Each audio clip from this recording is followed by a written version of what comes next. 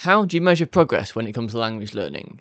Quite often, learning a language requires a lot of effort up front and it takes a long time to see any progress. However, in this video, I'm going to deep dive into how you can see yourself progressing even though you might not know it's happening. Because if you can see yourself progressing, then you'll naturally get more motivation and momentum off the back of that, as opposed to putting lots of work and effort in and not seeing the results. In this video, I'm going to deep dive into how you can see your results and how that helps you maintain motivation while learning a different language. I'm James, I'm native in English, puedo hablar español y anche posso parlare italiano. I help people reach a conversational level in a different language. So let's clarify the first thing. Motivation comes from action and seeing results. So if you can see that you only require this much effort or this much time to get X results, and you're almost guaranteed to get them, then that means you'll be a lot more motivated to continue. We only really feel it's worth continuing if what we put in will deliver an outcome. If it doesn't, or if there's uncertainty as to what it will deliver, we give up because we think there's not really much point in putting that effort in if we're not going to see anything come out of it. It's a bit like going to the gym or learning a new skill. It might take a bit of time to see results, but if you're able to track what's going on, even if you see a 1% or 2% increase from the last time you did it, that's perfect. But it's easy to measure that in a gym because you just add an extra rep or increase the weight slightly. You can assign a value, a metric to what you're doing.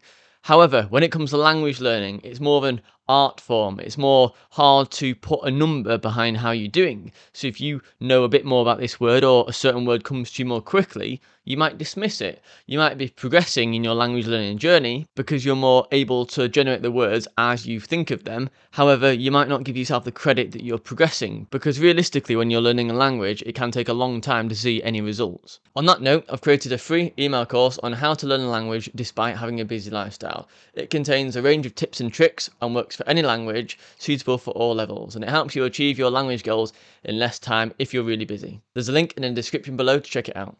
With that said, what's the practical advice I can give you here?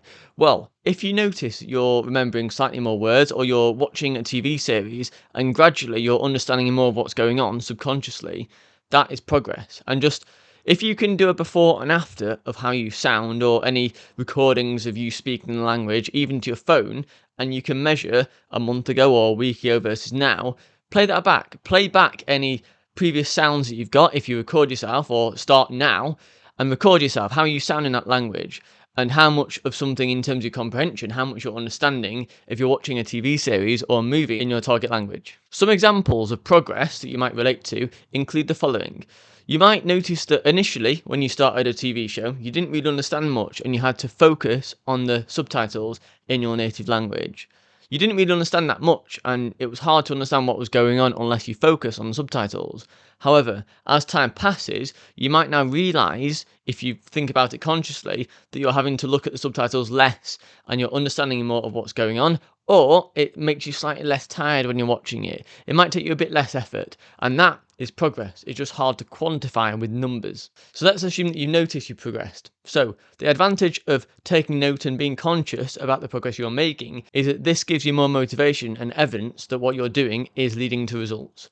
Once that happens, nothing can stop you because you're then thinking, wait a minute, if I continue to do that, I will get to my language goal. I'll get conversational or fluent, and that's perfect. But you need some evidence that what you're doing is working, and that is evidence. Another example is that when you have common phrases or words to say, if you're practicing with a native speaker, maybe you're in a group class or you're taking online lessons or you're attending language exchanges. However, you're giving yourself exposure to native speakers. If you're saying the same things repeatedly, for example, hi, how are you? My name is, where do you live? What do you do for work? And if you're saying that and you notice that you have to think a bit less about it every time, because you're so used to saying it, that's essentially practice. And when you practice more, your mouth gets used to pronouncing the words, your brain gets used to the words being useful. So it thinks, okay, if I say, how are you, that's super useful. You won't need to look at it on a piece of paper many times if you know it. So take note when you find it easier to say certain words and phrases to native speakers, because that's progress. And you might dismiss if you're able to say, hi, how are you? You might think, oh, well, that's nothing.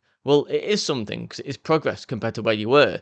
And although it's not getting from 0 to fluent in one day, it's getting you closer to fluency and also increasing the chance that you don't give up. And that's the most important thing, because if you can't see progress, you'll likely give up. Another example personally is that when I speak Italian or Spanish and I'm talking with a native speaker, like live, like in a conversation, I can see words load up in my head, and I can also relate to that in English. When I speak English like now, I'm generating what words I should say, and I'm trying to figure out the right word order to say it.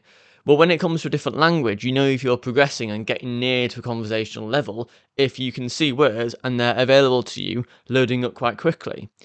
If you see a word, and quite often you have to conjugate it for the past tense or future tense or whoever you're talking about, and that will happen quicker. And if you can notice how that's happened now compared to a month ago or 2 months ago, notice the change and the ease of how quickly you can generate words in your brain.